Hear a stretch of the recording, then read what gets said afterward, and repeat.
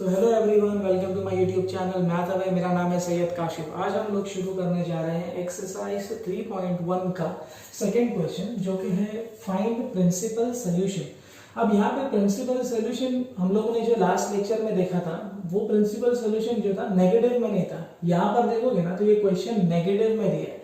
तो अगर जब नेगेटिव में आएगा तो क्या करना है? तो सबसे पहले अगर आप लोग नए हो मेरे चैनल पर और ये वाला कंसेप्ट आप लोगों को आता नहीं है, तो इसका पहला वाला आप लोग वीडियो देखो। मैंने 2 वीडियोस और अपलोड किए हुए, लिंक डिस्क्रिप्शन में दी हुई, वहां से आप लोग ये वीडियोस को देख सकते हो। अगर वो वीडियो आप देखोगे तभी समझेगा, नहीं तो ये लेक्चर समझ में नहीं आएगा। तो ठीक है, हम लोग सम स्टार्ट करते हैं। क्वेश्चन में बोल रहे हैं फाइंड प्रिंसिपल सॉल्यूशन। तो प्रिंसिपल सॉल्यूशन निकालने के लिए क्वेश्चन दिया है sin theta is equal to -half. अब हम लोगों को क्या आना चाहिए इसके लिए? हम लोगों को इससे पहले ना ये टेबल आना चाहिए। मेरा टेबल फिर से लिख दिया है। लास्ट लेक्चर आप लोग देखोगे ना, मेरा फर्स्ट वाला लेक्चर, उसमें मैंने पूरा टेबल मैंने एक्सप्लेन किया है, और ये वाला कंसेप्ट भी मैंने पूरा ग्राफ का एक्सप्लेन किया है। एक शॉर्ट में बताता हूँ क्या करना है इसमें। ये ASTC का मतलब हो गया ऐड शुगर टू कॉफी। अब आप लोग बोलेंगे ऐड शुगर टू कॉफी, आप लोग मेरा लेक्चर देखो समझेगा। यहाँ पर A का मतलब होता था ऑल, यहाँ पे S का मतलब होता था साइन, और साइन का जो उल्टा है वो यहाँ पर होता था tan, और tan का उल्टा जो होता है वो कॉट। यहाँ पर आ जाएगा cos, और cos का उल्टा जो होता है वो cos का उल्टा होता है sec। इसका मतलब ये हुआ कि यहाँ पे सारे बंदे पॉजिटिव, यहाँ पे only sine and cosec positive, third quadrant में only tan and cot positive, fourth quadrant में only cos and sec positive. ठीक है ना? तो ये इतना कंसेप्ट अगर आप लोगों को समझ गया ना, तो हम लोग सम को शुरू कर सकते हैं। ठीक है, अब यहाँ पर क्या दिया हुआ क्वेश्चन में, sin theta is equal to -1/2। हम लोगों को क्या करना है इसमें, ये जो -हाफ दिख रहा है ना, हम लोगों को ये माइनस की साइन को उड़ाने का है। तो ये माइनस की साइन को हटाने के लिए आप सबसे पहले ये देखो कि साइन कितने पर हाफ वैल्यू आता है। माइनस अपनी जगह रहेगा, साइन कितने पर हाफ आएगा। तो यहाँ देखोगे ना, साइन हाफ कितने पे आ रहा है, π/6 पर आ रहा है। π/6 मतलब 30 डिग्री। हम लोग रेडियन मोड में लिखेंगे। तो यहाँ पर आ जाएगा साइन π/6। अब हम लोग जब है ना पहला सम कर रहे थे ना, हम लोग डायरेक्ट लिख दे रहे थे कि भाई थीटा का value it is equal to π/6। यहाँ पर ऐसा नहीं होगा, यहाँ पर आपको ये माइनस की साइन को हटाना है। तो ये माइनस की साइन को हटाने के लिए हम लोग क्या करेंगे, हम लोग ये चेक करेंगे कि साइन कौन से क्वाड्रेंट में नेगेटिव होता है। तो यहाँ पर हम लोगों को मालूम है ये सेकंड क्वाड्रेंट है। सेकंड क्वाड्रेंट में कौन पॉजिटिव है? सिर्फ साइन और कोसेक पॉजिटिव है, बराबर। मतलब क्या हुआ कि थर्ड और फोर्थ क्वाड्रेंट में अगर साइन की वैल्यू आती है तो वो क्या रहेगी, नेगेटिव रहेगी। ठीक है, तो जब ये थर्ड और फोर्थ क्वाड्रेंट में नेगेटिव है, तो आप लोगों को ये मैंने π+θ और 2π-θ वाला कंसेप्ट बताया था, तो वही हम लोग यहाँ पर यूज करने वाले हैं। तो देखो यहाँ पर आ जाएगा sin theta is equal to, क्योंकि थर्ड क्वाड्रेंट में साइन का वैल्यू नेगेटिव है, तो आप यहाँ पर माइनस की साइन हटा दो और यहाँ पे डायरेक्ट लिख दो साइन π+θ, बराबर ना, π+θ। और थीटा का वैल्यू क्या था अपने पास, π/6। ये पहला वैल्यू आ गया। सिर्फ एक के लिए नहीं लिखना है, साइन नेगेटिव और कौन से क्वाड्रेंट में, साइन नेगेटिव फोर्थ क्वाड्रेंट में भी है, तो आपको फोर्थ क्वाड्रेंट के लिए भी लिखना है। And sine theta is equal to sine 2π-θ, बराबर ना। तो यह माइनस की साइन हट गई यहाँ से।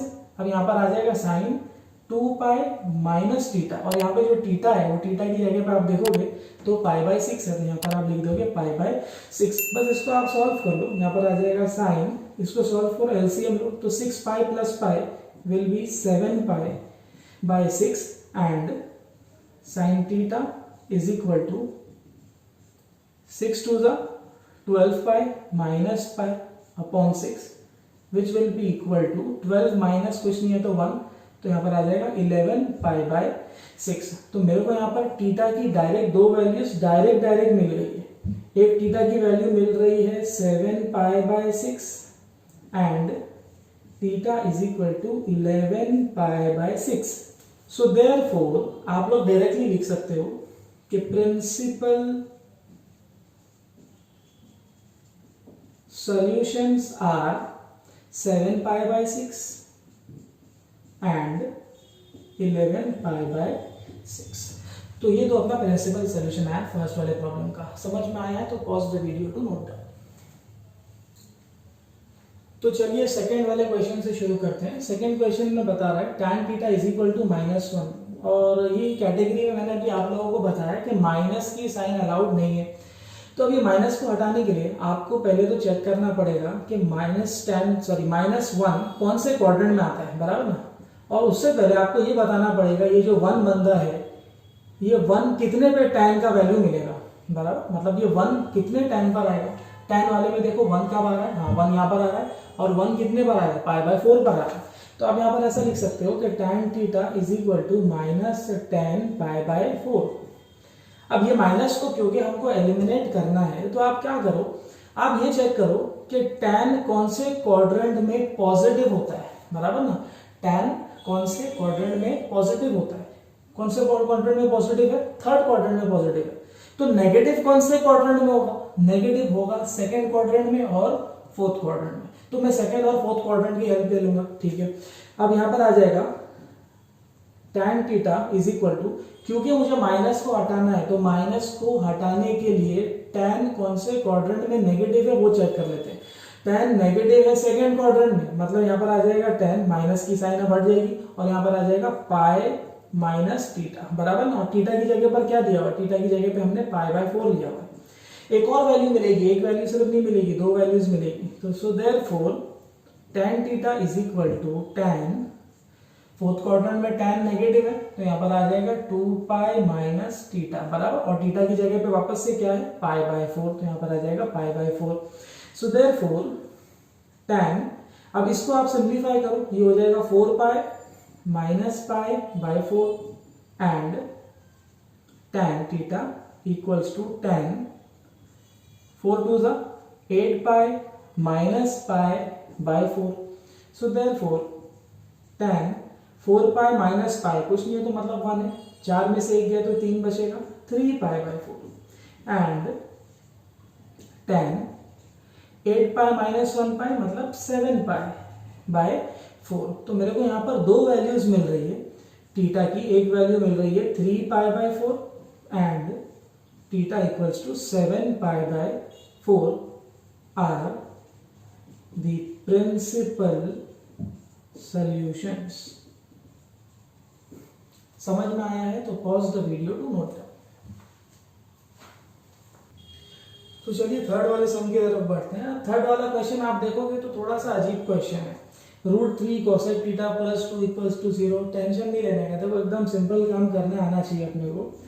√3 cosec थीटा बराबर ना, ये +2 को इस तरफ ले जाओ, जब इक्वल टू के वो तरफ जाएगा ना तो -2 हो जाएगा। और यहाँ पे ये कोसेक थीटा के साथ में जो √3 बंदा दिख रहा है ना, ये मल्टीप्लीकेशन में, तो क्या हो जाएगा, ये डिवीजन में आ जाएगा। अब कोसेक थीटा का देखो यहाँ पर वैल्यू 2/3 का मिल रहा है, बराबर ना, π/3 पर मिल रहा है। तो देखो आप है ना कोई भी तरीके से कर सकते हो, या तो मैं कोसेक थीटा को लेके ही सॉल्व कर सकता हूँ, या तो मैं क्या कर सकता हूँ, कोसेक थीटा जो दिया हुआ है ना, इस कोसेक थीटा को मैं कन्वर्ट कर देता हूँ साइन थीटा में। क्यों, क्योंकि कोसेक थीटा का उल्टा साइन थीटा होता है। तो कोसेक थीटा का उल्टा अगर साइन थीटा होता है तो -2/3 जो है ना वो √3/2 हो जाएगा, माइनस की साइन अपनी जगह पे। तो साइन थीटा का वैल्यू क्या मिल रहा है, -√3/2। ठीक है, इतना सिंप्लीफिकेशन हो गया। अपने पास में जो क्वेश्चन दिया रहता था ना वो यहां से दिया रहता था, बराबर। इससे पहले जो दो सम्स किए हम लोगों ने, तो यहाँ पर साइन थीटा का वैल्यू क्या, -√3/2। ठीक है, अब इसके बाद में आप ये चेक करो कि साइन √3/2 कब होता है, साइन √3/2 60 डिग्री पे होता है, और 60 डिग्री का मतलब क्या हो गया, π/3। तो मैं क्या करूंगा यहाँ पर sine theta is equal to, यहाँ पर आ जाएगा साइन π/3, लेकिन नेगेटिव में, बराबर ना। π/3 बोलो तो 60 ना, तो साइन √3/2 कब होता है, π/3 पर होता है। तो अब हम लोगों का टारगेट है कि ये जो नेगेटिव की साइन है ना, इसको हटा देना है। तो क्या करेंगे हम लोग ऐसे केस में, sine theta is equal to, अब आप ये चेक करो कि साइन नेगेटिव कौन से क्वाड्रेंट में होता है।